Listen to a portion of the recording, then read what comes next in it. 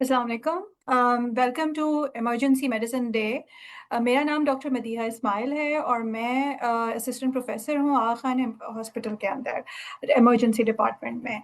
आज का दिन सारी दुनिया में इमरजेंसी हेल्थ केयर वर्कर्स को खराज तहसीन पेश करने के लिए मनाया जाता है, जो कि हर तरह की इमरजेंसीज़ का, चाहे वो कुदरती आफात हों, चाहे जंगी हालात हों या फिर कोविड या हीट इमरजेंसीज़ हों, खंदा पेशानी से उनका सामना करते हैं। हमारे हेल्थ केयर वर्कर्स में सिर्फ नर्सिंग असिस्टेंट और फिजिशियन ही इंक्लूडेड नहीं है, बल्कि हमारा सारा सपोर्ट स्टाफ है, जिसमें एडमिन, रिसेप्शनिस्ट, हमारे सिक्योरिटी, फार्मासिस्ट सारे हमारे साथ शामिल हैं।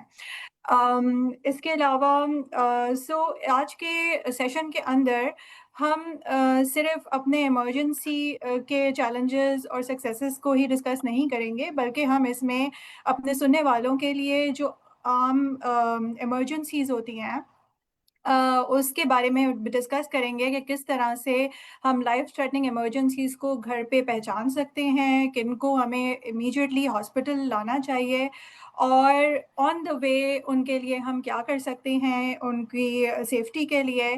And least at last of all, prevention में अगर हम कुछ कर सकते हैं तो। So with this, I will formally start my session. We have an expert panel group, including our Babar Islam, our nurse manager, doctor Ghazala Kazi जो हमारे यहाँ असिस्टेंट प्रोफेसर हैं, और डॉक्टर अहद छोटानी जो हमारे इमरजेंसी डिपार्टमेंट के अंदर असिस्टेंट प्रोफेसर हैं। But I would like them to tell us about themselves. So first of all, Babar Islam. तो अस्सलाम वालेकुम। मेरा नाम बाबर इस्लाम है और मैं आगा खान अस्पताल के अंदर जो है इमरजेंसी डिपार्टमेंट का सीनियर नर्स मैनेजर हूँ। और इस इमरजेंसी मेडिसिन वर्ल्ड डे के मौके पर आप सबके साथ मौजूद होना मेरे लिए बायस एहसास है। Thank you so much. अस्सलाम वालेकुम, मेरा नाम डॉक्टर ग़ज़ाला है। मैं आगा खान हॉस्पिटल में इमरजेंसी डिपार्टमेंट में पीडियाट्रिक्स के शोबे से वाबस्ता हूँ और मैं यहाँ पे पिछले 15 साल से बच्चों की इमरजेंसीज को डील करती हूँ। अस्सलाम वालेकुम, मेरा नाम डॉक्टर अब्दुल्ला चुरानी है। थैंक यू डॉक्टर मदिया वैसे।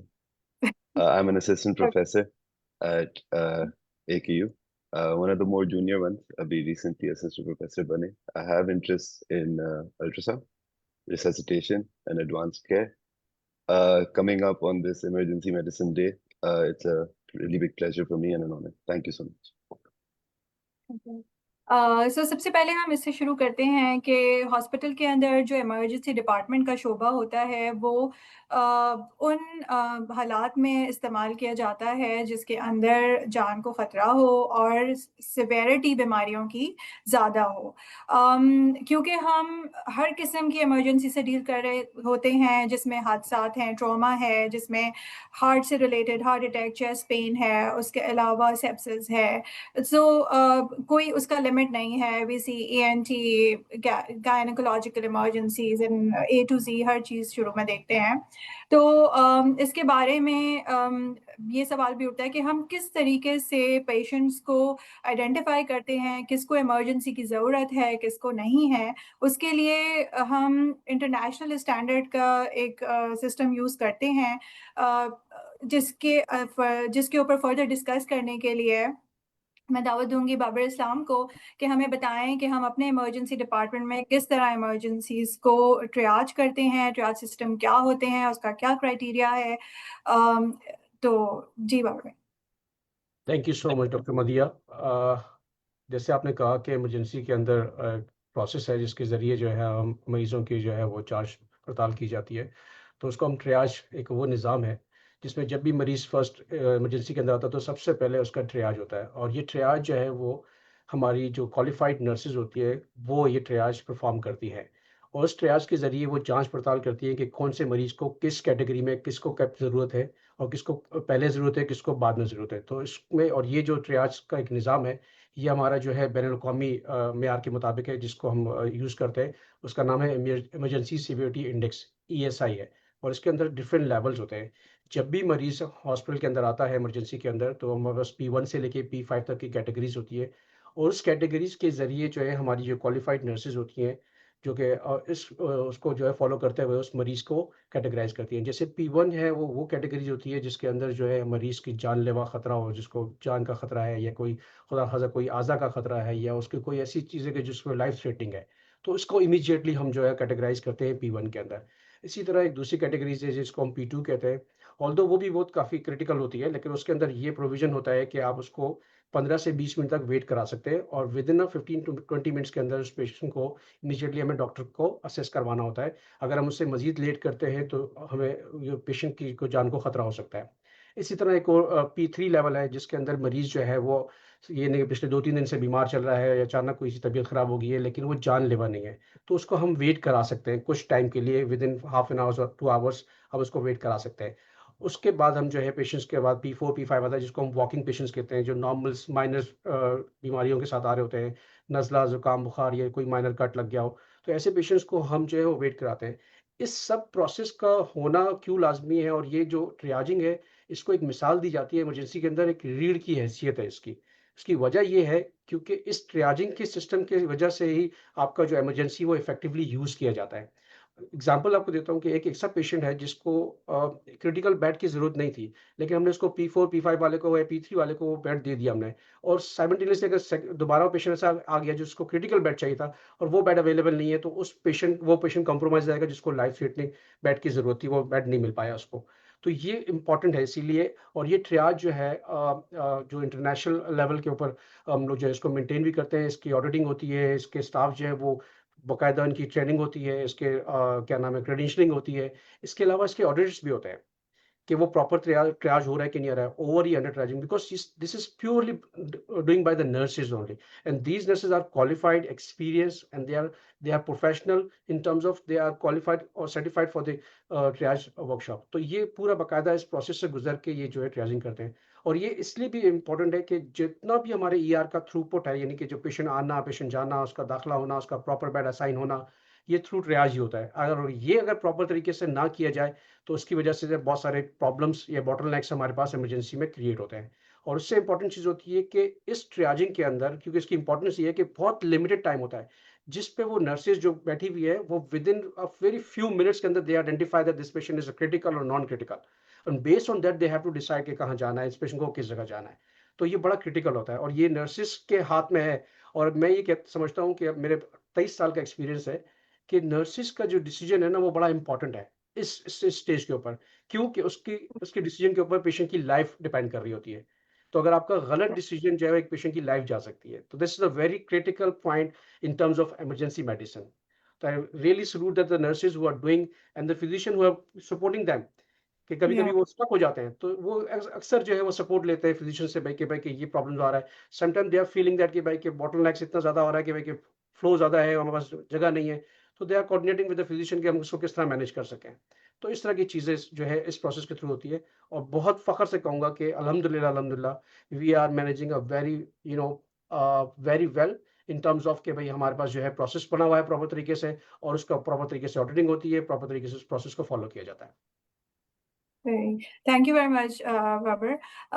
इसी से रिलेटेड सवाल ये है कि ट्रियाज को हमें फॉलो करना होता है और ऑब्वियसली वो पेशेंट सेफ्टी के लिए इम्पोर्टेंट है। उसके साथ ही एक बहुत बर्निंग क्वेश्चन है जो बहुत लोग नाराज भी होते हैं कि इमरजेंसी में वेटिंग क्यों होती है। वो क्योंकि ट्रियाज से ही रिलेटेड है तो मैं आप ही से चाहूंगी कि इसका जवाब दें कि हम किसको वेट कराते हैं। थोड़ा सा आपने टच तो किया था, लेकिन किसको वेट कराते हैं, किसको नहीं कराते, and why it is important to follow our protocols. तो आपने हमने अक्सर ये कंप्लेंट्स पेशेंट से भी सुनी है कि जी वो देखिए वो मरीज़ आया उसको आपने भेज दिया और हमें बिठा के रखा हुआ है। तो इसीलिए मैंने आपसे एक्सप्लेन किया अभी कि ये P1 से P5 की कैटेगरी है उसकी वजह ये होती है।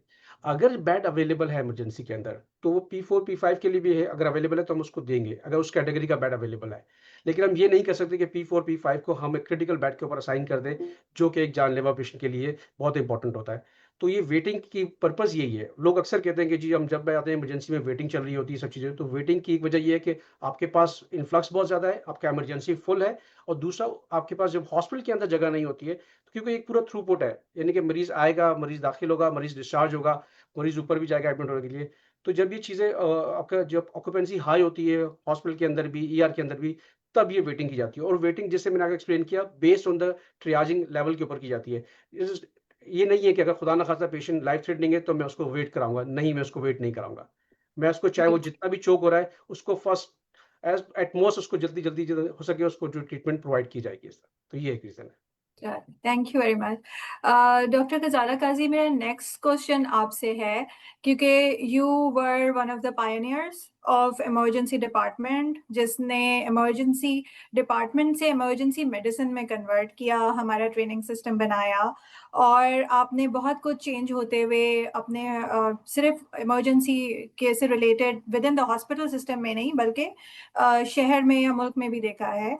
तो आपको क्या चैलेंजेस लगते हैं जिसको आप ओवरकम करके हम यहाँ तक पहुँचे हैं, और आगे मजीद हम कहाँ जा रहे हैं और हमें क्या देखना चाहिए, जो चैलेंजेस हैं उसके बारे में बताइए। Thank you Madiha for asking this important question. Madiha, challenges तो बहुत सारे हैं and you are absolutely right. जब हमने शुरू किया था 2008 में department of emergency medicine Aga Khan hospital में, तो उस वक्त से लेके अब तक we have groomed a lot. हमारे पास अपनी ईएम ट्रेन फैकल्टी अब मौजूद है जो कि इमरजेंसी मेडिसिन को रन कर रही है। Initially emergency department was started and we had no emergency train physicians, तो the senior most faculty of this hospital they took the lead और उन्होंने शुरू किया इमरजेंसी को इस्टेब्लिश करना और डेवलप करना।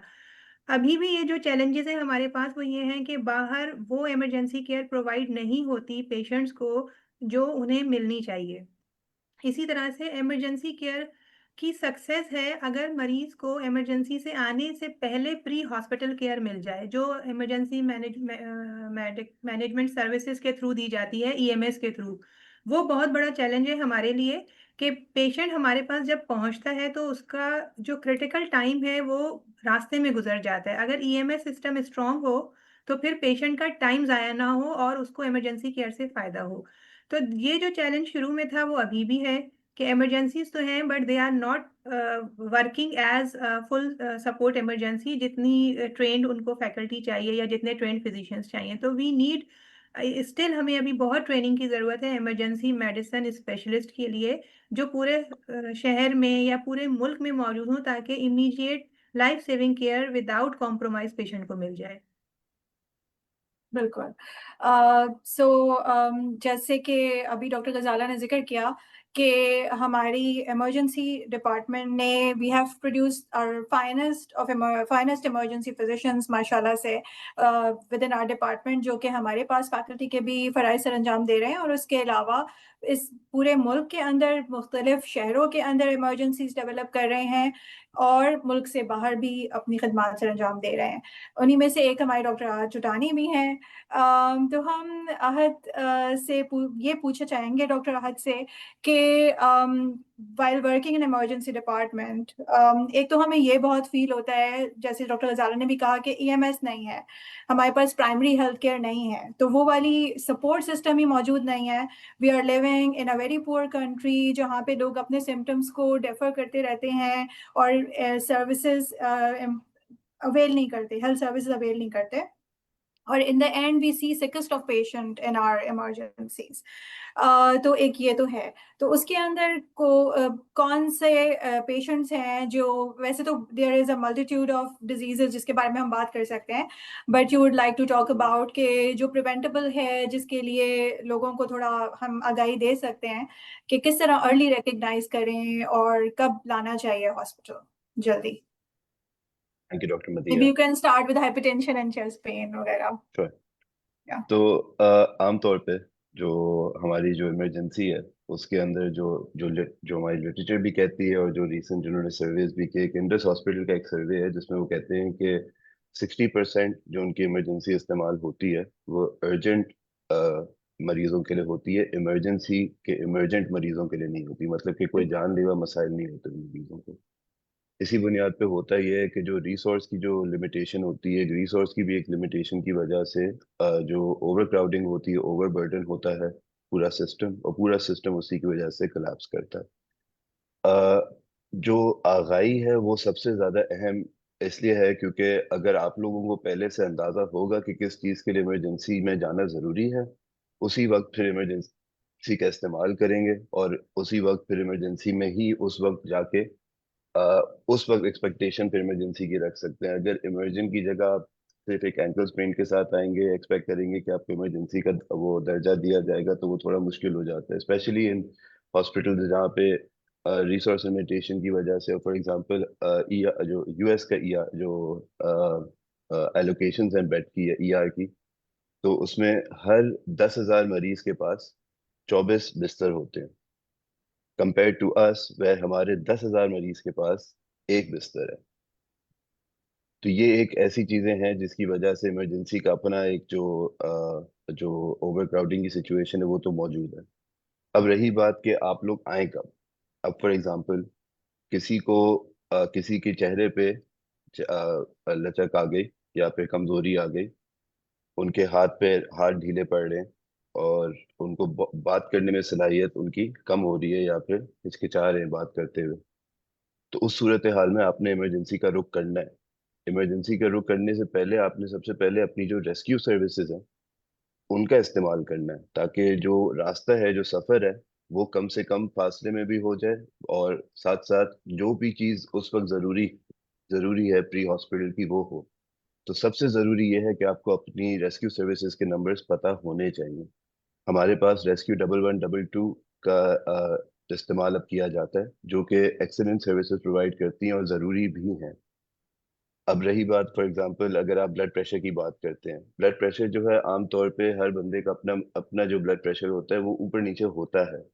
चंद लोग ऐसे होते हैं जो कि सिर्फ और सिर्फ नंबर्स के बेसिस पे आ जाते हैं, और चंद लोग ऐसे होते हैं जो कहते हैं कि ब्लड प्रेशर के नंबर्स नहीं, हमें सिम्टम्स होंगे तो हम आते हैं, ब्लड प्रेशर नहीं देखते, वो कहते हैं सर में दर्द हुआ तो लग रहा है ब्लड प्रेशर हो रहा है। दोनों मरीज इतने ही परेशान कुन हो सकते हैं, क्योंकि जो मरीज आपके साथ थोड़े से रेज ब्लड प्रेशर के साथ आ रहे हैं विदाउट एनी सिम्टम्स और एकदम से उसको फॉर एग्जांपल उल्टी होती है, तो वो एक स्ट्रोक की अलामत में से हो सकती है। साथ साथ एक मरीज जिसको ब्लड प्रेशर उसके 200 से ऊपर के चल रहे हैं बनिस्बत कि उसको कोई सिम्टम्स नहीं है और एकदम से सर के दर्द के साथ आता है और कंप्लेन करता है कि बहुत सीवियर हेडेक है, तो अल्लाह ना करे खून में दिमाग में खून भी खारिज हो सकता है उस सूरत हाल में। तो आमतौर पे यही चीजें हैं जिनको आपको थोड़ा सा अपनी तरफ भी अपने आप को एजुकेट करके लेके चलना है। ठीक है। सो अगेन वो यही बात है कि पेशेंट्स, क्योंकि हम यहाँ से जो पेशेंट इमरजेंट नहीं होते और ब्लड प्रेशर बढ़े होने के साथ आते हैं, हम यहाँ से उनको घर भेज रहे होते हैं, तो we do not have a health care system, robust primary health care system जो कि उनको फॉलो करे। तो राइट। उससे भी हमारी वो बढ़ जाती है थोड़ा कि आपने एजुकेट करना बहुत ज़रूरी है ताकि बाउंस बैक ना करें।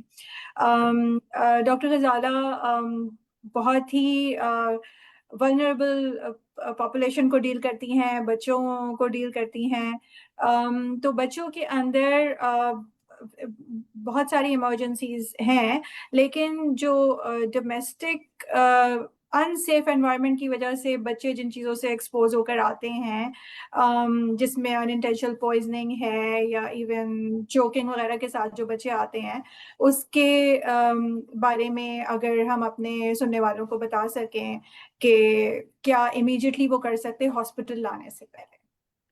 मदीहा बहुत अच्छा सवाल पूछा है, क्योंकि हमारे पास कुछ ऐसे कॉजेज़ हैं जो प्रिवेंटेबल हैं, जिनको बचाया जा सकता है, और कुछ बीमारियां ऐसी हैं जिनको आप नहीं बचा सकते। तो जो बचाने वाली चीज़ें हैं उसमें बहुत सी हमारे घर के अंदर ही मौजूद हैं। अगर हम अपने घर को सेफ बना लें अपने बच्चों के लिए, तो हम उन तमाम चीज़ों से बच सकते हैं, जिसमें फॉल यानी गिर के आना, फर्स्ट फ्लोर से नीचे गिर गया बच्चा, क्यों अनअटेंडेड बच्चा है, रेलिंग से झांक रहा है, उसका बैलेंस आउट हुआ, बच्चा ज़मीन पे गिर गया।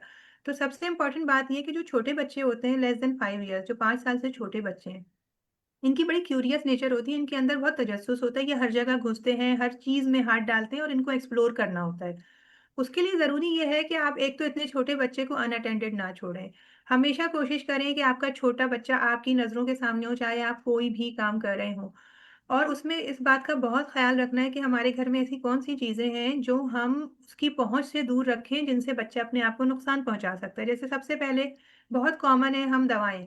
दवाएँ हम कहाँ रखते हैं? हमेशा दवाओं को लॉक एंड की में रखना चाहिए ताकि बच्चा ना पहुँच सके। हम ये समझते हैं कि ऊँची जगह पे रखा है, बच्चा नहीं पहुँचेगा। वो एक कुर्सी रखेगा, एक स्टूल रखेगा, वो कुछ ना कुछ करके पहुँच जाएगा। उनके अंदर वो डरते नहीं हैं। तो दे कैन क्लाइंब अप, वो ऊपर चढ़ जाएँगे। और इसीलिए हर दवा पे लिखा होता है बच्चों की पहुंच से दूर रखें, बच्चों की पहुंच से दूर रखें। जो ब्लड प्रेशर की एक गोली एक अडल्ट का ब्लड प्रेशर नॉर्मल करेगी तो वो एक बच्चे का ब्लड प्रेशर लो कर देगी। इसी तरह शुगर की एक गोली अडल्ट किसी बड़े आदमी की शुगर नॉर्मल करेगी तो बच्चे की शुगर इतनी लो कर देगी कि उससे उसकी जान भी जा सकती है। तो सबसे इम्पॉर्टेंट चीज़ तो ये है कि जो नानी दादी नाना दादा की दवाएं होती हैं वो किसी ऐसी जगह पे ना हो कि वो बच्चे उन तक पहुंच सकें। फिर दूसरी बात, हम लोग घर धोने के लिए फिनाइल लेकर आते हैं, ब्लीच लेकर आते हैं, या उसको सॉफ्ट ड्रिंक की बोतल में रख देंगे या मिनरल वाटर की बोतल में रख देते हैं और उसको भी कहीं नीचे रख देते हैं। तो ये एक ऐसी इंजरी है जिसको हम बचा सकते हैं। बच्चा उसको पी लेता है, पूरा उसका जो ग़िज़ा की नाली है वो अंदर जल जाती है। उसके बाद उसमें एंडोस्कोपी तक की नौबत आती है। कभी कभी ऐसा होता है कि बिल्कुल सिकुड़ जाती है, जल के बर्न हो गया, जल गई तो वो तो सिकुड़ गई, अब उसकी खाना खाने की नाली बंद हो गई, बच्चा खा नहीं सकता। तो ये वो चीज़ है जिसको हम अवॉइड कर सकते हैं। एक बहुत इंपॉर्टेंट बात है, जो हमारे घर में वॉशरूम में कमोड्स होते हैं, बच्चा उसमें गिर सकता है, उसमें गिर के वो डूब सकता है और उससे भी उसकी मौत वाक़ई हो सकती है। अंडरग्राउंड वाटर टैंक हैं, उनकी जो टंकी जो उनके कवर हैं, वो बहुत खौफनाक हैं। बच्चे उसमें गिर जाते हैं, पूरे घर में ढूँढ रहे हैं, बच्चा नहीं मिल रहा और फाइनली वो अंडरग्राउंड वाटर टैंक से मिलता है और एक्सपायर हो चुका होता है। तो हमारे घर में बहुत सी ऐसी चीज़ें जिनसे हमें बच्चों को बचाने की ज़रूरत है और एहतियात करने की ज़रूरत है। छुट्टियाँ होती हैं, उसमें बहुत ज़्यादा बच्चे गिरते हैं, कभी दरवाजे में हाथ दे देंगे, कभी मशीन में हाथ आ जाएगा, कभी पंखे में हाथ आ जाएगा, और ये सिर्फ़ उसी वक़्त होगा जब हमारा बच्चा हमारी नज़रों से दूर होगा। अगर हमारे सामने होगा तो भी हम डेफ़िनेटली उसको रोक लेंगे या हम उसको आइडेंटिफ़ाई कर लेंगे कि ये कोई ऐसा काम करने जा रहा है। जो हम मच्छर के लिए लगाते हैं मस्कीटो रिपेलेंट इलेक्ट्रिक सॉकेट में, वो भी एक डेंजरस टॉक्सिन है, वो भी बच्चे पी लेते हैं, आराम से खोलते हैं, उसको पी लेते हैं। तो वो भी ऐसी जगह नहीं होना चाहिए, रात में उस वक़्त लगाएँ जब बच्चा सो जाए और बच्चे के उठने से पहले उसको निकाल दें। तो जो चीज़ें हम बचा सकते हैं, उनसे हम अपने बच्चों की सेहत भी महफूज़ रख सकते हैं और अपना बर्डन भी कम कर सकते हैं इमरजेंसी का। सिर्फ़ अवेयरनेस की ज़रूरत है कि हमें ये पहले से सोचना होगा कि ये जो चीज़ है, ये बच्चे के लिए हमारे नुकसानदेह है या नहीं है, खतरनाक है या नहीं। एग्जैक्टली। और डॉक्टर गजाला, आप ही की बात को अगर कंटिन्यू करें तो हमारे यहाँ घर को चाइल्ड प्रूफिंग का कॉन्सेप्ट नहीं है। छोटे बच्चे जिस घर में हैं वहाँ शीशे के दरवाजे होंगे, शीशे के पार्टीशंस लगे हुए होंगे, आपका फर्नीचर शीशे का है, तो वो बहुत आराम से चीज़ें गिर के टूट जाती हैं, बच्चे कट्स वगैरह के साथ भी आ जाते हैं हमारे पास। तो ये वो सारी चीज़ें हैं जो कि प्रिवेंटेबल हैं। एक डॉक्टर चीज और आर। हाँ। कहनी थी मदीहा, जैसे बच्चे अक्सर चाय, कोई बड़ा चाय लेके जा रहा है, बच्चा आके भाग के टकरा गया और चाय गिर गई या गर्म पानी गिर गया या गर्म तेल गिर गया, तो उसमें जो बहुत इंपॉर्टेंट चीज़ है वो सबके अंडरस्टैंडिंग के लिए, कि अगर ऐसी कोई चीज़ हो तो फौरन बच्चे को नल के पानी के नीचे उस जगह को धोना शुरू कर दें जहाँ पे वो गर्म चीज़ गिरी है, बजाय इसके कि टूथपेस्ट लगा दें या चाय की पत्ती लगा दें या हल्दी लगा दें। तो जितना धोएंगे उतना जो हीट उसकी गर्माई उसकी स्किन के ऊपर है, धोने से वो जाती जाएगी और वो अंदर तक नहीं जाएगी। तो जो इम्पैक्ट है बर्न का या हॉटनेस का, हीट का, वो कम होगा। तो जो फर्स्ट एड देनी है जलने की सूरत में किसी भी गर्म चीज़ से, वो पानी से धोना है for a long time, at least 5 और 10 मिनट्स के लिए। हाँ, ये बहुत इम्पोर्टेंट आपने पॉइंट बताया डॉक्टर गजाला। इसी के साथ अगर हम कट्स की भी बात कर लें कि कट होते हैं, ब्लीडिंग शुरू हो जाती है, तो उस टाइम पे प्रेशर देना और ब्लीडिंग पॉइंट पे प्रेशर दे के ब्लीडिंग कंट्रोल करना जब तक आप हॉस्पिटल लेकर आ रहे हैं। उसमें भी पत्ती तो ना ये डालें, प्लीज, हाँ, ये शहद भी अगर ना सिर्फ लगाएं। एक मैसेज लोग हमसे ले सकें कि बर्न्स की केसेस में या कट्स की केसेस के अंदर ऊपर से कोई भी फॉरेन बॉडी उसके अंदर नहीं डालें, you just need to do a pressure dressing in case of burns. आपने सिर्फ पानी से उसको धोना है और नल कुछ के भी नहीं, पानी से। नल के पानी से धोना है।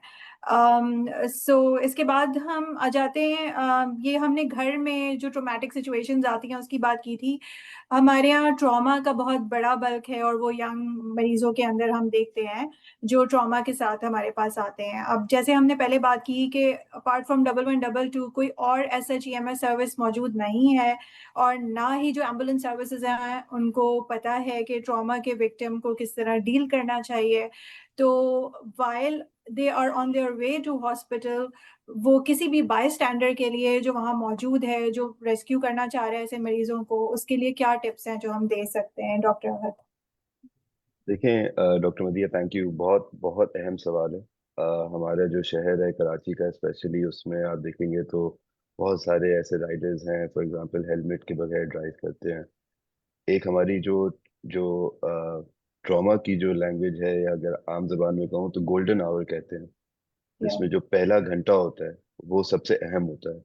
अल्लाह ना करे किसी को कोई ट्रॉमा हुआ है तो उसके सबसे पहले उसका पहला जो घंटा है उसी के अंदर उसकी सर्वाइवल के बहुत ज्यादा जो चांसेस हैं वो वक्त के साथ कम होते चले जाते हैं, और 1 घंटे के बाद कम से कम हो जाते हैं। जो हमारा जो सर है वो एक वाटरमेलन की तरह है, it's not made of concrete. So helmet अगर आप पहनते हैं तो इट्स प्रूवन कि वही बंदा अगर 40 की स्पीड पे हेलमेट के बगैर उसका एक्सीडेंट होता है और सर पे चोट लगती है तो वो अ, अपाहज हो जाता है जिंदगी भर के लिए। वेर एज वही बंदा जिसने हेलमेट पहना हुआ है तो वही एग्जैक्ट एक्सीडेंट होता है, वही जगह पे सर पे चोट लगती है, लेकिन हेलमेट पहना हुआ था तो वो चल के वापस घर चला जाता है हॉस्पिटल से। तो इतना बड़ा फर्क है कि अगर आप किसी के आहार इसमें एक और चीज भी है। जी मैडम। आहार हेलमेट को पहनना होता है और उसकी बेल्ट बांधनी होती है, सिर्फ उसको जी सर पे रखना नहीं होता। एब्सोल्युटली। तो ये अगेन वियतनाम में 99% लोग हेलमेट पहन के मोटरसाइकिल चलाते हैं बिकॉज ऑफ लॉज। तो एक पब्लिक अवेयरनेस के साथ एक गवर्नमेंट का भी एक स्टेक होल्ड है इसमें, जिसमें ऑब्वियसली द जो रोड की जो इंफ्रास्ट्रक्चर है उसके साथ साथ पब्लिक अवेयरनेस के साथ साथ people also have to take that initiative कि हम भी एक अहम किरदार हैं अपने घर वालों के लिए, और अपनी जान की खुद की आपको हिफाजत करना भी जरूरी है। Yeah.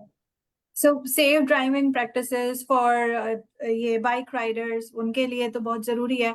उसके अलावा जो कार में ट्रैवल कर रहे हैं वो सीट बेल्ट हमारे यहाँ seat belt very right important, तो वो राइट। बहुत ज़रूरी है। तो फिर एक अगेन और चीज़ जो सारी सॉरी दुनिया में बात ऑब्जर्व काट की रहा हूँ मैं, जाती है, या please you. Sorry. So even जो एयरबैग्स का जो इनिशिएटिव है, a lot of our cars don't have airbags, या जो कि एक रिक्वायरमेंट है इंटरनेशनली। जबकि आप हमारी जो सबसे ज्यादा जो जो ज्यादातर गाड़ियां आप रोड पे देखेंगे, या इवन जो अगर आप रिक्शा यूज देखेंगे, तो these guys don't have any safety checks, जिसके लिए बहुत ज्यादा जरूरी होता है कि ऐसी गाड़ियों पे अब जो भी रोड पे आ रही है 2025 में का दौर है, तो उसमें सेफ्टी चेक्स में जरूरी होता है कि you have airbags installed, specially for the driver, specially for the, और अब तो पीछे के भी एयरबैग्स होते हैं, और जो पीछे भी जो पैसेंजर्स बैठते हैं उसमें भी by law you have to wear the seat belt. Seat तो बेल्ट्स। कभी भी आप if you are on a drive, अपनी अगेन अपनी जिंदगी का खुद खैर खा बने और सीट बेल्ट पहन लें। It does save lives, it does save lives. और जो छोटे बच्चे हैं उसको ड्राइविंग सीट पे अपने साथ ना नहीं बिठाएं बैठाए ड्राइव करते हुए, जी, क्योंकि सो अगर इवन खुदा ना खास्ता फ्रंट एक्सीडेंट हुआ पैसेंजर तो सीट पे भी नहीं नहीं बिछाना बैठाए, चाहिए। पीछे बैठेंगे वो। तो अब तो पैसेंजर सीट के अलावा अक्सर मैंने देखा है कि छोटा बच्चा है और फादर उसके या जो भी गाड़ी चला रहे हैं मेल हजरत, और वो उन्होंने उसको गोद में बिठाया हुआ है, वो ड्राइव कर रहे हैं, तो ये बहुत डेंजरस है। अगर खुदा ना खास्ता एक्सीडेंट होता है तो वो बच्चा ऑन स्पॉट उसकी डेथ हो जाएगी उस स्टीयरिंग से, और बाकी जो भी उसको इंजरीज के इम्पैक्ट आएंगे। बिल्कुल। और इवन अगर एयर बैग है तो एयर बैग का भी जो इम्पैक्ट है वो वो भी उसी बच्चों में के लिए तो आएगा। बहुत ज्यादा होता यस, वो है। सफोकेट कर जाएगा, वो दम घुट जाएगा उसका बच्चे का उस बैग से। तो कुछ चीजें जो कि गवर्नमेंट लेवल पे हैं कि भाई वो आपके रूल्स को फॉलो कराएं। सेकेंडली जो हम प्रिकॉशंस ले सकते हैं एटलीस्ट वो मैसेज को अपने लेवल पे लेनी चाहिए। इससे पहले कि हमारा सेशन हमारे क्वेश्चंस आने शुरू हों, एक डॉक्टर बाबर से मैं पूछूंगी कि स्पेशली जो चैलेंजेस आपको नर्सिंग के लिए एज अ नर्सिंग लीड क्या फेस करने पड़ते हैं which are pertinent to ED, जो इमरजेंसी के लिए ज्यादा स्पेशल चैलेंजेस। तो thank you doctor Madiha. Emergency point of view से आई वुड से दैट के जितना प्रेशर इमरजेंसी नर्सेस के ऊपर होता है, because they are dealing with very precious time of the patient and their family. Because patient एक तो आता है, वो तो वैसे भी सिक होता है जो आ रहा होता है, लेकिन उसके साथ उसकी फैमिली है वो इतनी ज़्यादा इमोशनल हुई होती है, इतनी स्ट्रेस में होती है, sometime they are violent as well. तो ये सबसे बड़ा चैलेंज है कि वायलेंस को मैनेज करना और इस सारे प्रेशर को मैनेज करना। This is a very big challenge for all of us. I mean, it's not only in Pakistan, I would say internationally they are facing this problem, the violence in emergency departments. Not only nurses, even doctors, support staff, admin staff, they all are facing these problems. So this is the biggest challenge for all of us. But alhamdulillah, we are trying our level best to manage this situation. और इनकी training होती है, इस तरह nurses की, हमारे doctors की, हमारे बाकी जो सपोर्ट स्टाफ है, एडमिन स्टाफ है, इन सब की ट्रेनिंग होती है कि how to manage this difficult situation, because family जो है वो स्ट्रेस में आई हुई होती है एंड दे वांट कि इनको फ़ौरन से ट्रीटमेंट मिल जाए, फ़ौरन से उनको जो है रिस्पॉन्स मिल जाए। तो sometime we are providing to treatment and support and everything, but still उनका जो इमोशनल स्टेट होता है उस वक्त वो इतना ज़्यादा अग्रेसिव होते हैं कि वो अपने कंट्रोल में भी नहीं होते हैं। तो this is one of the biggest challenge which we are facing in worldwide, is not only even nationally, internationally भी हम ये फेस कर रहे होते हैं। सेकेंडली ये है कि चूंकि एमरजेंसी एक ऐसा डिपार्टमेंट है जो कि फेस ऑफ द हॉस्पिटल होता है, सो एवरीबॉडी वांट्स कि भाई कि जैसे ही पहुंचे और हमें सब कुछ फौरन से मिल जाए एंड देन दिस। सो उसके लिए we are trying our level best कि हम जितना भी मैक्सिमम हो सके कि हम अपने पेशेंट्स को और उनकी फैमिलीज को फैसिलिटेट करें timely, but due to some limitation, because कि वहाँ पे आपका जब इन्फ्लक्स ऑफ पेशेंट ज़्यादा होता है या आपके पास कैपेसिटी आपकी आपकी जो है ओवर हो जाती है, आपकी ओवर कैपेसिटी पे आप काम कर रहे हो, तो ये चैलेंजेस हमें फेस करने पड़ते हैं, जो कि आई थिंक हमें नेशनली हम सबको समझने की जरूरत है कि we are working in the low middle income countries जहाँ पे रिसोर्सेज थोड़ी लिमिटेड है, तो ये Yeah. चैलेंजेस फेस कर रहे होते हैं इस वक्त। तो this is the biggest challenge for all of us. Sure. Thank you Babar. सो हमारे पास सवालात आने शुरू हो गए हैं और एक काफ़ी ज़्यादा क्वेश्चंस हमारे पास आए हैं क्योंकि गर्मियों का मौसम है, शदीद हीट शुरू हो गई है। तो हीट स्ट्रोक के केस में क्या करना चाहिए, और उससे पहले शदीद गर्मी के मौसम में ये भी पूछा गया है कि प्रिवेंशन के लिए हमें क्या करना चाहिए।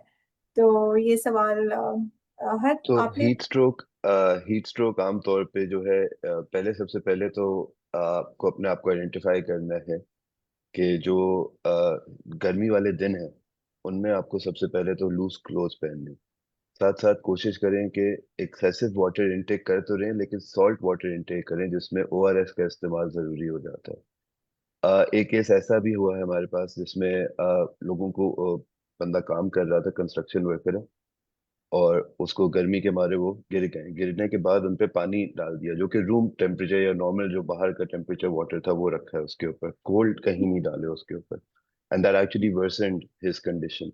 तो आपको जैसे डॉक्टर गजाला ने पहले बताया था कि हीट को डिसिपेट करने के लिए सबसे बेहतर जो चीज़ है वो कोल्ड, वो वही चीज़ है, पानी ही है जो कि आपने कोल्ड करना है। आमतौर पे अगर बहुत ज़्यादा एग्जॉस्शन में जा रहा है, सबसे पहले ज़रूरी है कि आप उनको शेडेड एरिया में ले जाएं, उस एरिया से निकाल के इनको एक ऐसे एनवायरनमेंट में ले जाएं जहाँ पे कम से कम दर्जा हरारत हो इन टर्म्स ऑफ टेम्परेचर। साथ में उनके लिए जो आपने कोल्ड जो पैक्स हैं जिसमें आइस हो सकती है, तो वो उनके यानी कि ग्रोइन एरिया में या फिर अंडर आर्म्स में, नेक के पास, वहां पे रख के उनको आपने अच्छे से उनको उनकी जैसे कि जो हीट है उसको इवैक्यूएट करना है।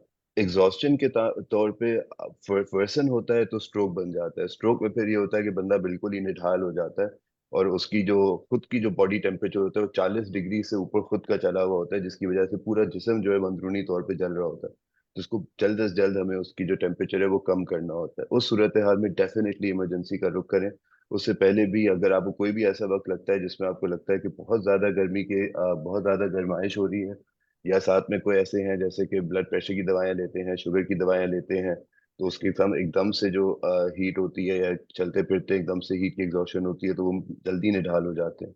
तो ये सारे एट रिस्क पेशेंट्स होते हैं जिनके लिए ज़रूरी होता है कि इनको हम अपनी उसमें रखें, एक तो मॉनिटर भी करते रहें और साथ में इनके लिए लो रिस्क होता है तो कभी भी अल्लाह ना करे ऐसा हो तो इमरजेंसी का रुख ज़रूर करें।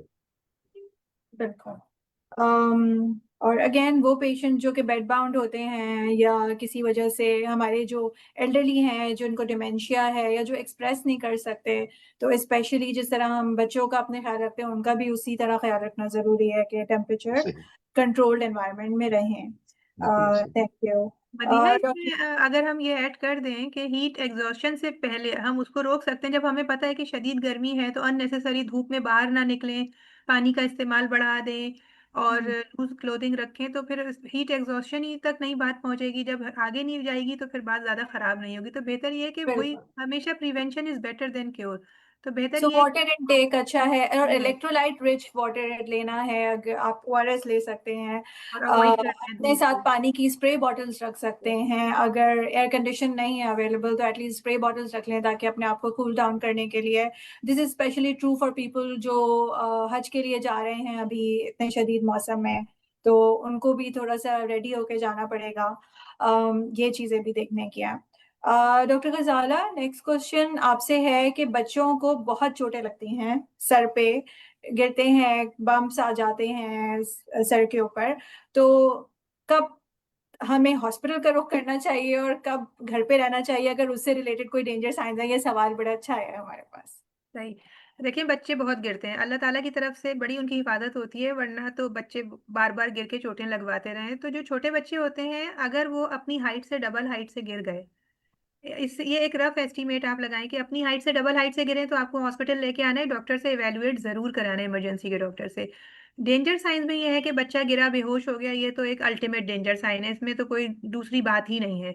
उसके बाद ये है कि अगर बच्चा गिर गया और थोड़ी देर के लिए बेहोश हो गया, फिर उसने उल्टियां करनी शुरू कर दी, उसका बिल्कुल खाना पीना बंद हो गया, बच्चा निढाल हो गया, तो फौरन लेकर आना है। लेकिन हाइट बहुत इंपॉर्टेंट है कि अगर अपनी हाइट से डबल हाइट से गिरे तो फिर हॉस्पिटल ले आए।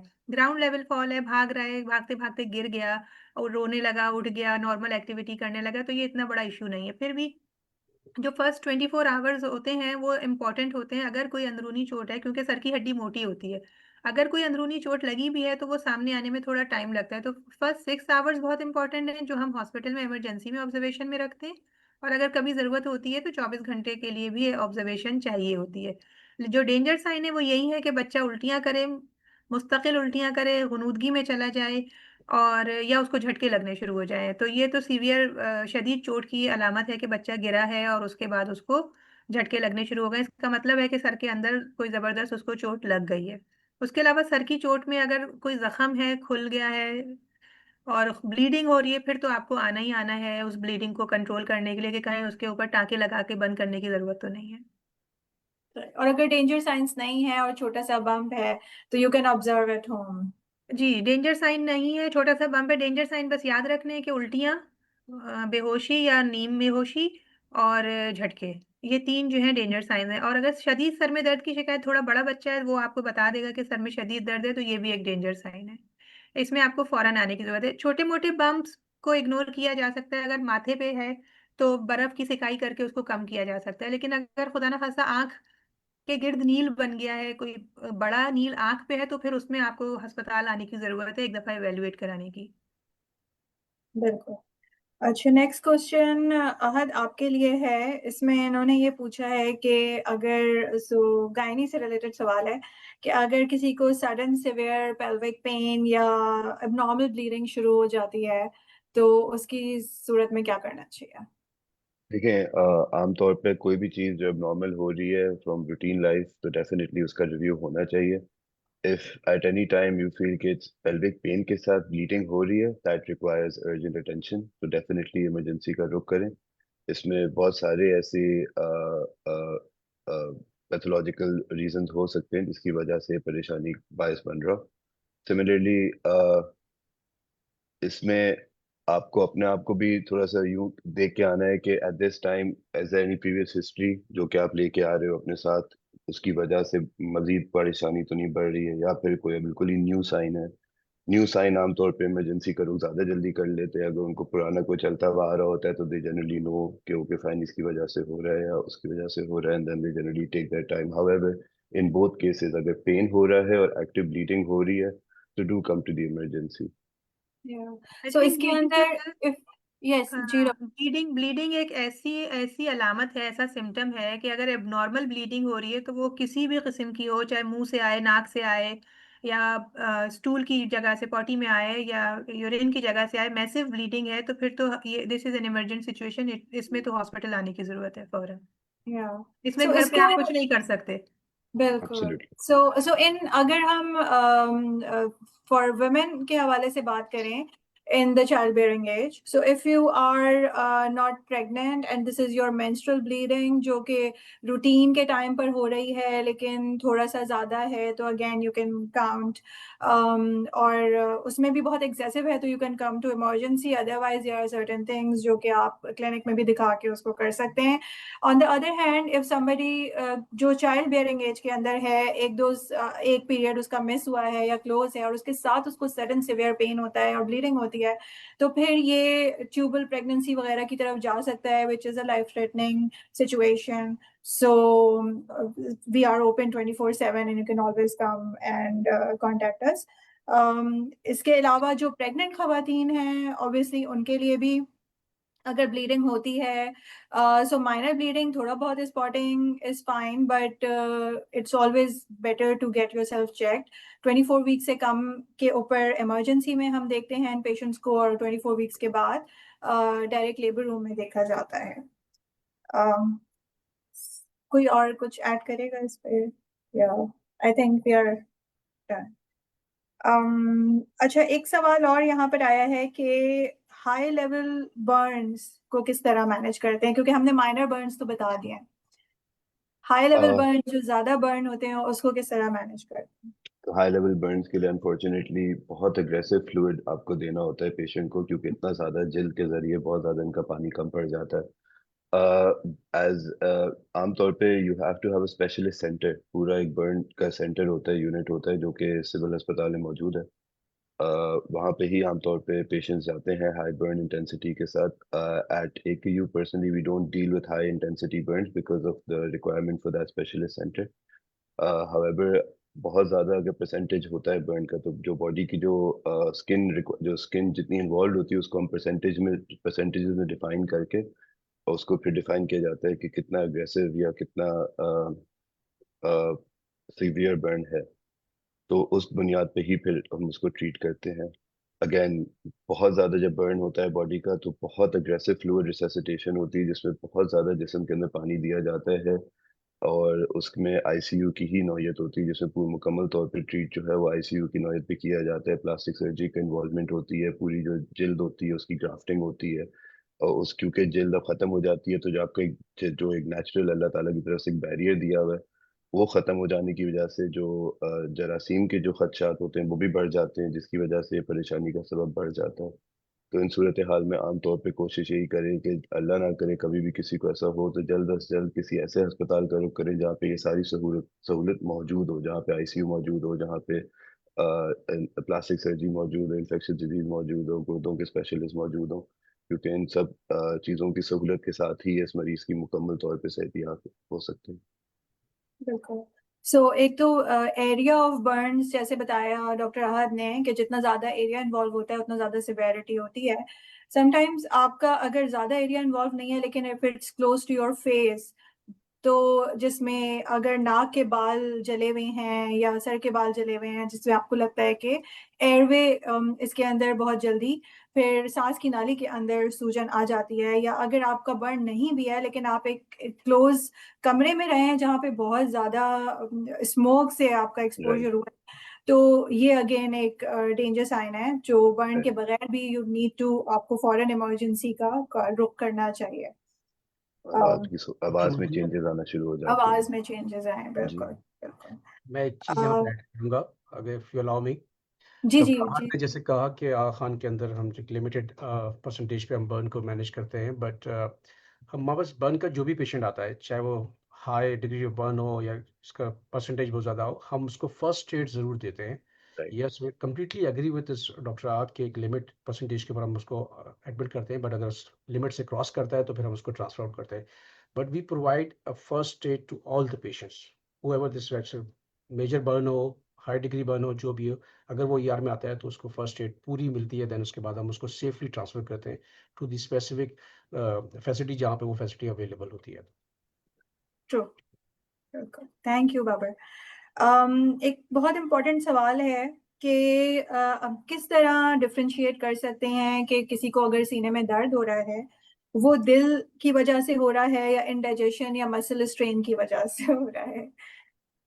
काफी मुश्किल देखें, सवाल है. तो मुश्किल तो शायद देखें, सो वी हैड ऐसा ही केस. अगर आप 45 ईयर ओल्ड कोई हमारे पास कोई जेंटलमैन आते हैं जिनको 2 उल्टियां भी हैं और बदहजमी की शिकायत कर रहे हैं, और उनकी हम लोगों ने हिस्ट्री पूछी, तो उसमें उनको ब्लड प्रेशर भी था, शुगर भी था, चिकनाई का भी मर्ज था. तो उस बुनियाद पे हमने इनके ECG की. ECG में हमें ऐसे शोबा हुआ, और फिर उनके बाद जब मुकम्मल टेस्ट हुए तो उसमें जाहिर यही हुआ कि दिल की जो उनकी जो खून की रगें हैं, उसमें सोजिश होने की वजह से actively he is going into heart attack. अब यही मरीज अगर आपके पास वापस आता है जिसके पास ये हिस्ट्री ना हो, जिसको शुगर ना हो, ब्लड प्रेशर ना हो, हट्टा कट्टा बंदा हो, एक्टिवली फिट हो, और एक्टिवली कह रहा हो कि मैंने ना 2-3 दिन पहले बाहर का खाना खाया, उसके बाद से मुझे पेट में दर्द हो रहा है, बदहजमी महसूस हो रही है, आप उसको अगर बदहजमी की दवा देते हो वो रिजॉल्व हो जाता है, और उसकी ईसीजी भी आप एहतियातन करवा लेते हो, उसमें आपको कोई चेंजेस नजर नहीं आते, तो दैट डेफिनेटली वो एक अलग केस बन जाता है। अब होता यही है कि आमतौर पे इंडाइजेशन, सीने का दर्द, बाजू का दर्द, सुनपन, जबड़े की तरफ दर्द का जाना, साथ में सांस भारी होना या सीने में ऐसे इतना तकलीफ होना कि बिल्कुल ही सीना जकड़ रहा हो, ये आम सूरत हाल में देखा जाता है। अलबत्ता किसी को अगर शुगर है तो उनको हम साइलेंट एमआई भी कह सकते हैं, जिसमें कोई भी ऐसी परेशानी जाहिर नहीं होती, और पीछे ही पीछे उनको साइलेंटली दिल का दौरा हो रहा होता है। बहुत मुश्किल होता है पर्सनली।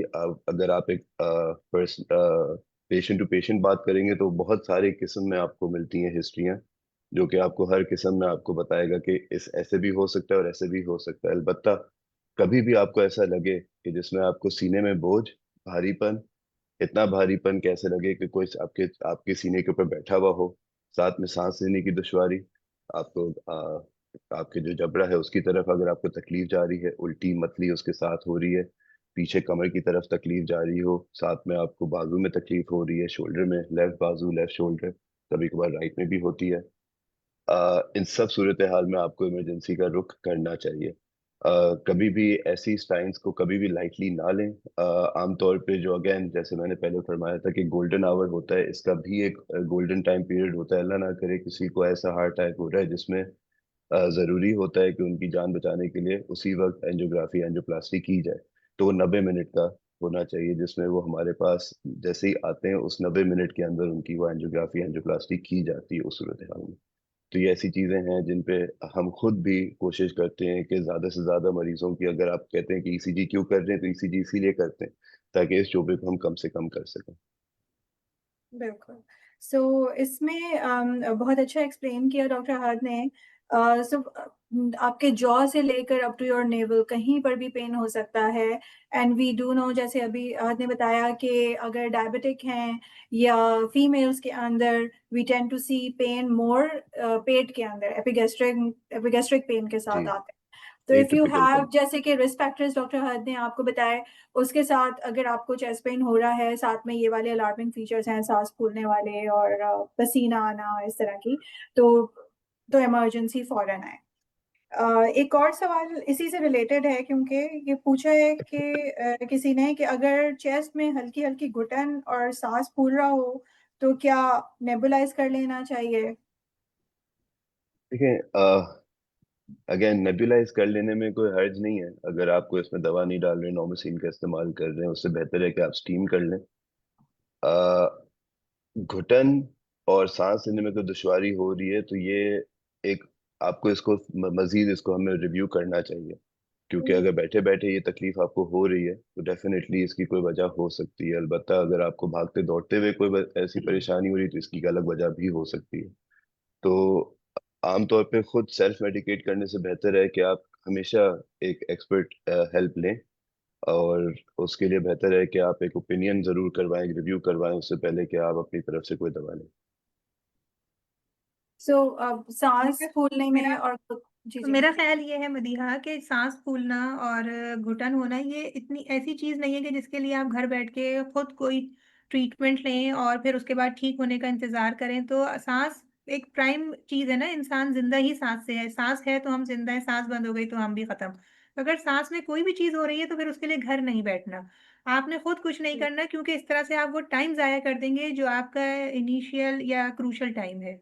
तो सीने में दर्द होना, सीने में घुटन का एहसास होना, बेशक आपने रात को बाहर का खाना खाया है, तेजाबियत भी हो सकती है, बदहजमी भी हो सकती है, लेकिन एक आम आदमी के लिए ये फैसला करना मुश्किल है कि ये मुझे घुटन या बदहजमी की वजह से हो रही है या सांस की तकलीफ मुझे एलर्जी की वजह से हो रही है। तो ये दो चीजें ऐसी हैं कि जिसमें बैठना नहीं है घर में, इसमें फौरन हॉस्पिटल आना चाहिए। बिल्कुल। एक और सवाल है, अच्छा ये बाबर भाई आपकी तरफ आ रहा है कि पेरिफ्रीज के अंदर, जो पेरिफ्री में बैठे हैं, जो इमरजेंसी रन कर रहे हैं, या जो डिस्ट्रिक्ट हेडक्वार्टर की बात कर रही है, उधर क्या ये इम्प्लीमेंट किया जा सकता है, जो बेसिक हेल्थ यूनिट्स हैं? आई थिंक देखिए, ट्रियाज तो आप सेकेंडरी लेवल हॉस्पिटल में भी कर सकते हैं, प्राइमरी लेवल हॉस्पिटल में भी कर सकते हैं, बिकॉज ट्रियाज एक ऐसा निज़ाम है जो आप ये जो मुझसे अगर ट्रियाज के लिए पर्टिकुलरली पूछा जा रहा है कि क्या ये वो निज़ाम वहाँ पे लाया जा सकता है, बिल्कुल लाया जा सकता है, क्यों नहीं लाया जाता है। आई थिंक इमरजेंसीज को कहीं भी आप डील कर रहे हैं, चाहे वो प्राइमरी लेवल पे कर रहे हैं, चाहे वो सेकेंडरी हॉस्पिटल में कर रहे हैं या टर्शियरी केयर हॉस्पिटल कर रहे हैं, this process will help you to identify which patient is required immediate care, urgent care, emergent care. So ये ऐसा नहीं है कि कहीं पे ये इम्प्लीमेंट नहीं हो सकता, ये हो सकता है। इसके लिए प्रॉपर ट्रेनिंग चाहिए, प्रॉपर इसका कैरिकुलम को फॉलो करना चाहिए, ताकि एटलीस्ट जो है वो बाकी पेरिफेरीज के अंदर भी इस चीज़ को इम्प्लीमेंट किया जाए और उसको प्रॉपर्ली इफेक्टिवली यूटिलाइज किया जाए। तो जैसे मैंने आपसे कहा कि ये size one of the international tools है और उसका पूरा कैरिकुलम है, जिसको हम टीच करते हैं अपने नर्सिस को भी, और नर्सिस जो है उससे बाकायदा सर्टिफाई होती है विद एग्जाम्स के साथ, और उसके बाद वो जो है इस लेवल पे आती है कि वो ट्रियाज कर सकें, और ये हो सकता है पेरिफेरीज में भी हो सकता है। just to add to Baba Bhai's point, unfortunately हो रही ये रहा है कि हम लोग ट्रियाज कर रहे हैं, हमारा अपना एक सिस्टम है, ईएसआई हम फॉलो करते हैं, दूसरे अस्पताल में एक और सिस्टम है, तीसरे अस्पताल में एक और सिस्टम है, तो हर जगह ना अलग अलग ट्रियाज सिस्टम इस्तेमाल होते हैं।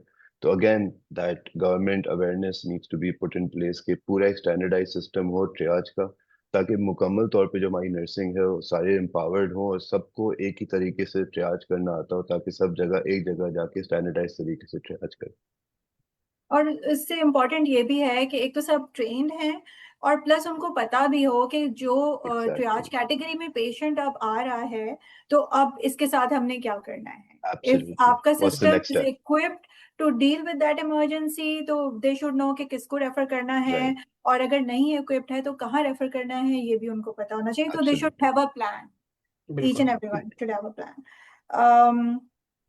Okay, so doctor Ghazala, next question आपके लिए है। यहाँ पे पूछा गया है कि आई की फॉरेन बॉडी के लिए इमरजेंसी में कब आना चाहिए, लेकिन मैं चाहूँगी कि आप बहुत फॉरेन बॉडी से डील करते हैं, ईएनटी से रिलेटेड भी।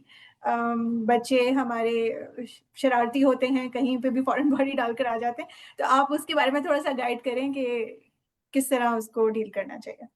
अच्छा, फॉरेन बॉडी आए तो एक इमरजेंसी है, इसमें तो आपको फौरन आना है। कोई भी फॉरेन बॉडी है जो नज़र आ रही है तो इमरजेंसी में आना है, उसको इमरजेंसी में ही रिमूव किया जाएगा, घर में वो रिमूव नहीं हो सकती, क्योंकि उसमें आग को खतरा होता है। बाकी जो फॉरेन बॉडी की बात है वो बहुत इंपॉर्टेंट है। हमारे पास बच्चे बहुत ज़्यादा फॉरेन बॉडी डाल के आते हैं और सबसे ज़्यादा कॉमन जगह उनकी नाक होती है।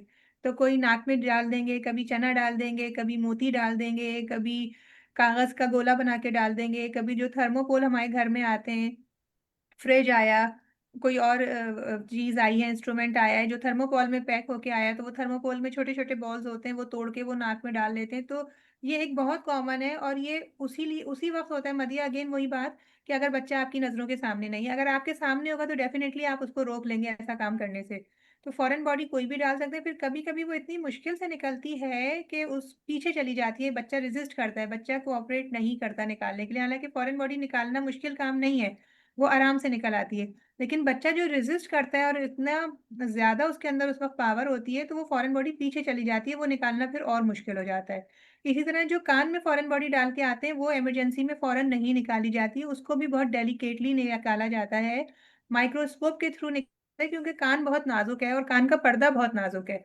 तो अगर ज़्यादा फोर्सफुली उस फॉरेन बॉडी को जो कान में है निकालेंगे तो कान का पर्दा भी फट सकता है। फिर उसके लिए क्लिनिक खुलवा के और माइक्रोस्कोपिक तरीके से, बहुत स्पेशलाइज्ड तरीके से कान की फॉरेन बॉडी निकलती है, नाक की फिर आराम से निकल आती है। तो बेहतर यही है कि इस तरह अभी जैसे बच्चे अपने पेंसिल का पीछे का जो रबर है वो भी तोड़ के नाक में डाल देते हैं। और ये ज़रूरी नहीं है कि छोटा बच्चा करे, 7 साल 8 साल का बच्चा भी ये काम करके आ सकता है। तो फॉरेन बॉडी है तो फिर आपको अस्पताल आना है, वो आँख में हो, नाक में हो या कान में हो। खुद घर में कोशिश नहीं करनी है उसको निकालने के लिए, क्योंकि उससे वो और पीछे चली जाएगी और उसका नुकसान हो सकता है, फिर वो मुश्किल हो सकती है निकालना। बिल्कुल। अच्छा, नेक्स्ट क्वेश्चन जो है, it is for doctor Ahad, लेकिन आई थिंक आप इसका जवाब दे चुके हैं। कि पेशेंट को एमआई हुआ है, हॉस्पिटल को एंजियोग्राफी की फैसिलिटी नहीं है, तो और एंजियोग्राफी के टाइमिंग्स बेसिकली इन्होंने पूछे हैं। आई थिंक यू हैव जी, कवर्ड तो ऑलरेडी। 90 मिनट्स का टाइम होता है। जस्ट टू रिकैप, देखें, कभी भी किसी को ऐसी कोई परेशानी हो तो बेसिकली आपका जो दिल है उसके मखसूस सेल्स जो हैं वो हर सेकंड के साथ वो अब इंतकाल कर रहे हैं सेल्स, ठीक है ना। तो उसके साथ ज़रूरी है कि आपने जल्द से जल्द इमरजेंसी का रुख करें। इमरजेंसी जैसे ही आते हैं आप, तो एक हमारी अपनी एक प्रैक्टिस है जिसमें इंटरनेशनली रिक्वायरमेंट है कि 90 मिनट के अंदर मखसूस कार्डियक इमरजेंसी जो होती है, मखसूस किस्म के जो दिल के अटैक होते हैं, उनको 90 मिनट के अंदर जैसे ही वो इमरजेंसी के दरवाजे के अंदर आए, उस 90 मिनट के अंदर उनकी पहले 2 मिनट में उनका हम एग्जामिनेशन कर लें, पहले 5 मिनट की उनकी ईसीजी कर लें, पहले 10 मिनट के अंदर उनकी ईसीजी का मुकम्मल तौर पर हम जायजा लेके कार्डियोलॉजी की टीम को बुला लें, पहले 30 मिनट के अंदर उनको जो मखसूस दवाइयाँ हैं वो लग जाएं, 60 मिनट के अंदर तैयारी हो जाए कि उनके लिए कैथ लैब तैयार है, और 90 मिनट के अंदर वो कैथ लैब हो उनकी, यानी कैथेटराइजेशन जो कि एंजियोग्राफी या एंजियोप्लास्टी का एक सबब होता है, वो कंप्लीट हो चुकी हो। तो ये इंटरनेशनली एक रिक्वायरमेंट है, और अल्हम्दुलिल्लाह आई थिंक एक यू आल्सो स्टैंड टॉल के हम लोगों के अपना एक ये हम अचीव करते हैं।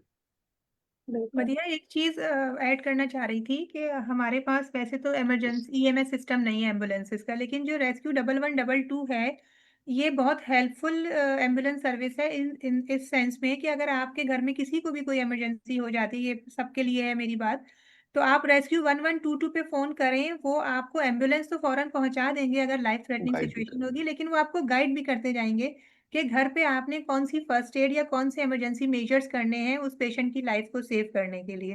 तो जब तक एम्बुलेंस पहुंचेगी, जो वो टाइम है 5 मिनट, 10 मिनट, 15 मिनट, वो बहुत इंपॉर्टेंट टाइम है, और उसको वहाँ उनका जो ऑपरेटर होता है वो आपको कॉन्स्टेंटली गाइड करता है कि अब आप ये काम करें, अब आप ये काम करें, अब आप ये चेक करें। तो वो रेस्क्यू सर्विस बहुत हेल्पफुल है जब तक कि आपको इमरजेंसी केयर नहीं में प्रोवाइड हो जाती है। Plus they have life saving medications, तो वो भी जब उनका स्टाफ घर पहुंचता है तो देयर एंड देन आपकी ट्रीटमेंट शुरू जितना कर सकते हैं वो रास्ते में कर लेते हैं। ठीक, अच्छा, एक और इसी से रिलेटेड सवाल है, आहत के एंजाइना और हार्ट अटैक में किस तरह डिफरेंशिएट कर सकते हैं? देखिए, एंजाइना और हार्ट अटैक में तो डॉक्टर जो हम लोग खुद जो यहाँ पे हैं, हमारे लिए भी डिफिकल्ट होता है उसको डिफरेंशिएट करना बगैर ईसीजी के और बगैर प्रॉपर हिस्ट्री के। आमतौर पे जो एंजाइना के अटैक होते हैं, वो अगर किसी को यानी कि फॉर एग्जांपल एक्सर्शन कर रहे हैं, वो चल फिर रहे हैं और एकदम से उनको सीने में दर्द हो रहा है और फिर वो रुकते हैं, आराम करते हैं, तो सीने का दर्द चला जाता है, तो ये एक एंजाइना का अटैक शुमार होता है। अब इसकी जो पेडिग्री है उसको हम ऐसे ही शुमार करेंगे कि मजीद अगर उनकी ईसीजी की जाए तो उस वक्त शायद उनको अटैक ना हो रहा हो, लेकिन मखसूस तौर पे जब वो कभी कोई बोझ डालते हैं तो उस सूरत हाल में उनको अटैक का एक शोबा जाहिर जाहिर होता है। Anginas can can lead up to heart attack, so they should be taken seriously। And definitely जो हार्ट अटैक होता है उसकी अपनी एक अलामत होती है, जिसमें उनको मुकम्मल तौर पे सीने में दर्द भी हो रहा है, उनको पसीने भी छूट रहे हैं, सांस लेने में दुश्वारी हो रही है, बाजू में दर्द हो रहा है, तकलीफ हो रही है, सुनपन हो रहा है, जबड़े में जा रहा है, और वो तकलीफ भी ऐसी होती है कि बर्दाश्त के बाहर होती है। तो उस सूरत हाल में भी ज़रूरी होता है कि इमरजेंसी का रुख करें। तो दोनों सूरत हाल में कभी भी आपको ऐसा हो तो इमरजेंसी का रुख करें। अगर एंजाइना का एपिसोड अगर आपको ज़्यादा महसूस हो रहा है तो cardiology is still somewhere you can follow in terms of clinic. However अल्लाह ना करे कभी भी ऐसा कोई इमरजेंट एपिसोड हो जिसमें आपके सारे डेंजर साइंस के साथ हो रहा है, definitely come to the ED. या सो एंजाइना जिन लोगों को होता है, usually they know their limit, एक थ्रेशोल्ड उनको पता होता है कि इसके बाद एंजाइना होगा। सो वो पेशेंट जिनको एक टिपिकल स्टेबल एंजाइना चल रहा है, अगर उनका एंजाइना का थ्रेशोल्ड चेंज हो रहा है और जल्दी उनको पेन होना शुरू हो रहा है या रेस्ट पे पेन होना शुरू हो रहा है, इट इज़ अनदर इंडिकेशन कि ये अब अनस्टेबल एंजाइना है, जिसको हम अक्यूट कोरोनरी सिंड्रोम में ही लेते हैं, और इस वक्त भी आपको हॉस्पिटल आने का ज़रूरत है। Absolutely. Theoretically it is said कि जो हार्ट अटैक का पेन होता है वो हाफ एन आवर से ज़्यादा परसिस्ट करता है। We would never advise you कि आप हाफ एन आवर घर पे देखें। अगर पेन हो रहा है, आपके पास सबलिंगुअल जीटीएन है, if your doctor has already advised it, do take it, but come to emergency department. ठीक है, तो हार्ट के रिलेटेड चीज़ों के अंदर बिल्कुल भी आपको घर पे सेल्फ मेडिकेट करने की और ट्रियाज करने का ज़रूरत नहीं है। उसके लिए हम हैं आपके पास हेल्प करने के लिए। सो हमारे लास्ट 5 मिनट्स अब रह गए हैं। अच्छे खासे सवालों के जवाब दे दिए, हमारे पास और भी सवाल हैं, लेकिन क्योंकि टाइम इज शॉर्ट, तो I would like to ask कि आप बारी बारी मैं खुद आपको डायरेक्ट करती हूँ कि अपने कंक्लूडिंग रिमार्क्स कुछ दे दें हमारे व्यूअर्स के लिए कि वो क्या क्या टेक अवे यहाँ से ले जा सकते हैं। अब सिर्फ 2 मिनट रह गए। बाबर भाई, आपके क्या रिमार्क्स हैं? I would say on this particular day that के तो नर्सिंग पॉइंट ऑफ व्यू से कि इमरजेंसी में जो नर्सेज हैं रीढ़ की हड्डी कैसे देखते हैं, साइमल्टेनियसली जो फिजिशियंस हैं हमारे, बाकी लोग भी हैं, सब एक इम्पॉर्टेंट पार्ट रखते हैं। आई थिंक हम सबको ये समझने की ज़रूरत है कि we are here to support you people. हम आप लोगों के लिए हैं। तो जब कभी प्रेशर हो, जब कोई ऐसी चीज़ें हों, तो कोशिश ये किया करें कि हमारा साथ दें ताकि हम प्रॉपर तरीके से आपको मैनेज कर सकें, और स्पेशली ख़ास तौर पे जब आप लोग इमरजेंसी में आते हैं तो थोड़ा-सा पेशेंस के साथ, ताकि एटलीस्ट हम आप लोगों को अच्छे से ट्रीट कर सकें। डॉक्टर गजाला। जी, एज ए पीडियाट्रिशियन और डीलिंग विद पीडियाट्रिक इमरजेंसी, तो बच्चे बहुत नाजुक होते हैं, उनका बहुत ख्याल रखने की ज़रूरत है। और वो तमाम चीज़ें जो हम अवॉइड कर सकते हैं, जिनको बचा सकते हैं, सिर्फ अपनी निगरानी में बच्चों को रख के, उनके ऊपर नज़र रख के, तो हमारे बच्चे महफूज रह सकते हैं, हमारे घरों में भी। और एक चीज़ और बीच में रह गई मदीहा, जो हमारे बाइक राइडर्स बहुत ज़्यादा हैं इस वक्त हमारे शहर के अंदर, और फीमेल भी होती हैं, बच्चे भी होते हैं, सब होते हैं। तो एक मैसेज है उनके लिए, ये किसी किताब में नहीं लिखा कि औरतें जो हैं वो दोनों टांगें एक तरफ करके बैठेंगी, क्योंकि जब बाइक गिरती है तो सबसे पहले औरत ही जाती है और उसका सर पीछे जाके सड़क पे टकराता है, और मोस्ट सीवियर हेड इंजरी उनको एंटरटेन होती है उस टाइम पे। तो अगर आप 2, 3, 4 लोग भी बैठे हैं, लेकिन औरतें भी उसी तरह से बैठें जैसे मर्द बैठते हैं, तो उनकी ज़िंदगी जो है वो बच सकती है, और उतनी सीवियर इंजरीज़ उनको नहीं होंगी जितना उस अंदाज से बैठने से होती है। Doctor Ahad. Thank you doctor. तो सबसे इम्पोर्टेंट जो मेरे लिए चीज़ थी, अगेन नो, आपके घर के करीब कौन सा टर्शरी केयर अस्पताल है जहाँ पे ये सारी सहूलत मौजूद है, जिसमें एंजियोग्राफी एंजियोप्लास्टी की सहूलत मौजूद हो। नो योर इमरजेंसी सर्विसेज के नंबर, आपके घर के करीब कोई भी ऐसी आपको सहूलत मौजूद है तो उसका डेफिनेटली नंबर अपने पास रखें। साथ साथ खुद अपने आप को भी एजुकेट करें, अवेयरनेस हमारे भी प्रोग्राम्स होते हैं जिसमें we teach by standard CPR, और ये सारी चीज़ें हम सिखाते हैं। अपने आप को एजुकेट करें, इंशाल्लाह बेहतर होगा। Okay, so I would like to thank you all my panelists जिन्होंने अपना कीमती वक्त निकाला, और मुझे उम्मीद है कि हम सब कुछ ना कुछ नया इस सेशन से सीख के जाएंगे। एंड मेरी तरफ से भी खुदा हाफिज। थैंक यू मदिया, अल्लाह हाफिज। अल्लाह हाफिज। थैंक यू, अल्लाह हाफ़िज़।